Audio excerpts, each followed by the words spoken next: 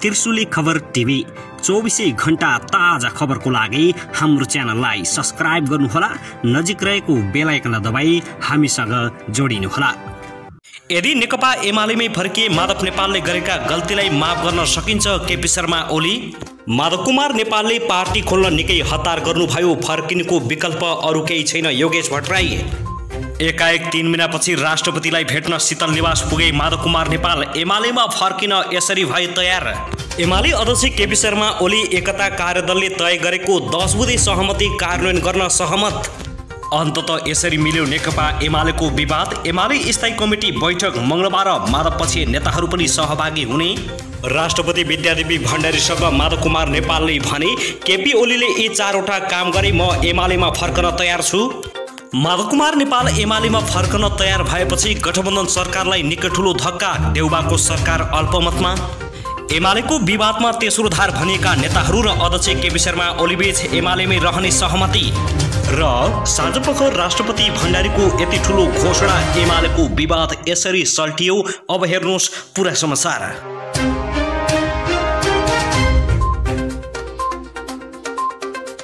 दर्शकबिन नमस्कार, तपाईहरुलाई हार्दिक स्वागत छ हाम्रो च्यानल त्रिशुली खबर टिभीमा।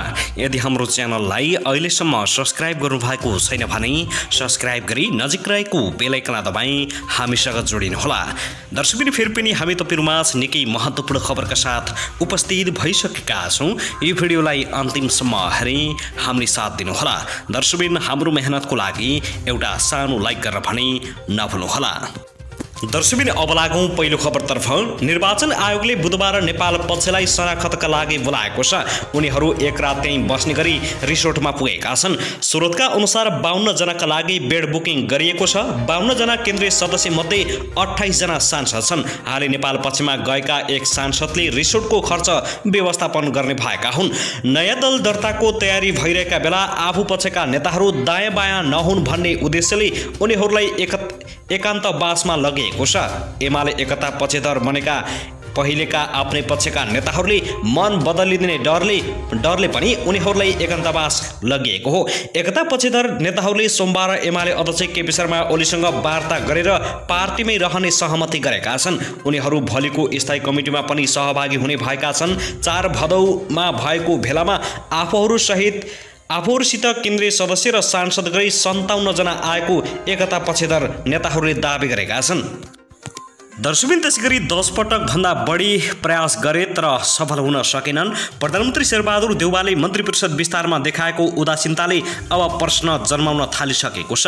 40 दिन बितिसक्दा पनि प्रश्न उठाउन थालिएको छ। अब विलम्ब किन त? काम गर्ने मामिलामा हतार नगर्ने प्रवृत्तिका देउवा मन्त्री परिषद विस्तारलाई भरसक आलोचना सहित बनाउने प्रयासमा रहेको उनका सहयोगीहरूले बताएका छन्। पहिले माधव कुमार नेपाल पक्षलाई पर्खने काम भयो, त्यसपछि सरकारलाई विश्वासको मत दिने, सबैलाई समेट्ने भनियो। तर अहिलेसम्म पनि मन्त्री परिषद विस्तारलाई लिएर कुनै गम्भीर काम भएको छैन। यसले समग्र सरकारको कामलाई नै मूल्याङ्कन गर्ने बेला भइरहेको एक काङ्ग्रेस नेताले बताएका छन्। सरकारलाई सजिलो पार्न र पुरै अवधि टिकाउन राजनीतिक दल सम्बन्धी अध्यादेश पनि ल्याइयो, तर जसले माधव कुमार नेपाल पक्षलाई निर्वाचन आयोग जान सहज त बनाइदियो, तर देउवाले भने अहिलेसम्म मन्त्रीमण्डल विस्तार गर्न सकेका छैनन्।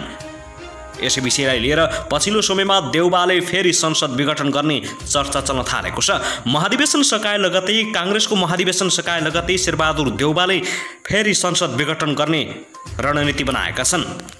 त्यसैगरी नेकपा एमालेका सचिव योगेश कुमार भट्टराईले माधव कुमार नेपालले नयाँ पार्टी खोल्ने निर्णय हतारमा गरेको बताएका छन्। आज सोमबार अध्यक्ष केपी शर्मा ओलीसँग बालकोटमा भएको छलफलपछि नेता भट्टराईले वरिष्ठ नेता माधव कुमार नेपालले हतारमा नयाँ पार्टी खोल्ने निर्णय गरेको बताएका हुन्। आज माधव कुमार नेपाल सहितको एकताको कुरा गरिरहँदा उहाँबारे म धेरै बोल्दिनँ। उहाँले पार्टी स्थायी कमिटीको यत्रो टिमसँग छलफल नगरी केन्द्रीय कमिटीको म्यान्डेट विपरीत नयाँ पार्टी खोल्ने निर्णय लिनुभएको छ, नेता भट्टराई भनेका छन्।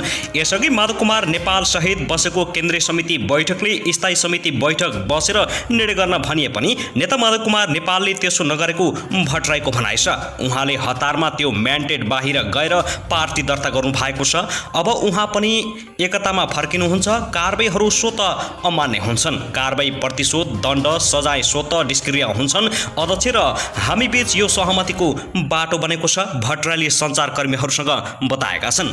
पार्टी विभाजनपछि माधव कुमार नेपालको साथ छोडेका तर केपी शर्मा ओलीसँग विश्वस्त हुन नसकेका एमालेका एकता पक्षधर भनिएका नेताहरू युवराज गेवाली, अष्टलक्ष्मी साक्य, भीम रावल, सुरेन्द्र पाण्डे, घनश्याम भूषाल, भीम आचार्य, अमृत बोहरा, योगेश भट्टराई, गोकर्ण विष्ट तथा रघुजी पन्त सहितका नेताहरू अन्ततः एमालेमै रहन सहमत भएका छन्। उनीहरू लामो समयपछि एमाले स्थायी कमिटी बैठकमा सहभागी हुन समेत सहमत भएका छन्। सोमबार दिउँसो अध्यक्ष केपी शर्मा ओली निवास बालकोटमा भएको छलफलमा एकता पक्षधर नेताहरूले पार्टी विवाद समाधानका लागि गठित कार्यदलले बुझाएको प्रतिवेदन कार्यान्वयन गर्न ओली सकारात्मक रहेपछि मंगलबार स्थायी कमिटी बैठकमा रावल लगायतका सबै नेताहरू सहभागी हुन सहमत भएको सचिव योगेश भट्टराईले बताएका छन्।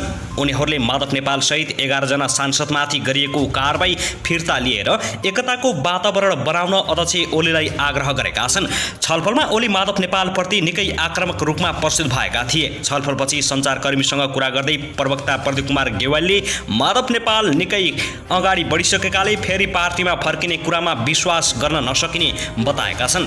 यससँगै एकता पक्षधरका नेताहरूले 10 बुँदे सहमति कार्यान्वयनका लागि मंगलबारसम्मको समय सीमा दिएका थिए। त्यसअघि सोमबार दिउँसो भएको निर्णायक वार्ता 10 बुँदे सहमति कार्यान्वयन गर्ने सैद्धान्तिक सहमतिपछि मंगलबार बस्ने स्थायी कमिटी बैठकमा नेताहरू सहभागी हुन सहमत भएका हुन्। छलफलमा पार्टी एकता पक्षधर माधव कुमार नेपाल पक्ष भनिएका सबै स्थायी कमिटी सदस्य सहभागी भएका थिए भने संस्थापन पक्षबाट अध्यक्ष केपी शर्मा ओली र महासचिव ईश्वर पोखरेल पनि सहभागी भएका थिए। त्यस्तै छलफलकै बीचमा प्रदीप कुमार गेवाली पनि सहभागी भएका थिए।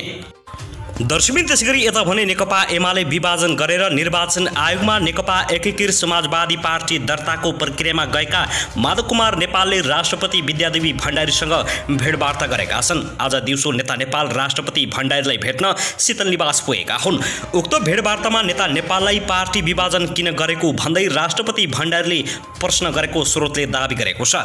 राष्ट्रपति भण्डारीले दल विभाजन हुनु लोकतन्त्रको लागि राम्रो कुरा नभएको भन्दै अझै पनि मिल्नको लागि प्रयास गर्न नेता नेपाललाई सुझाव दिएकी छिन्।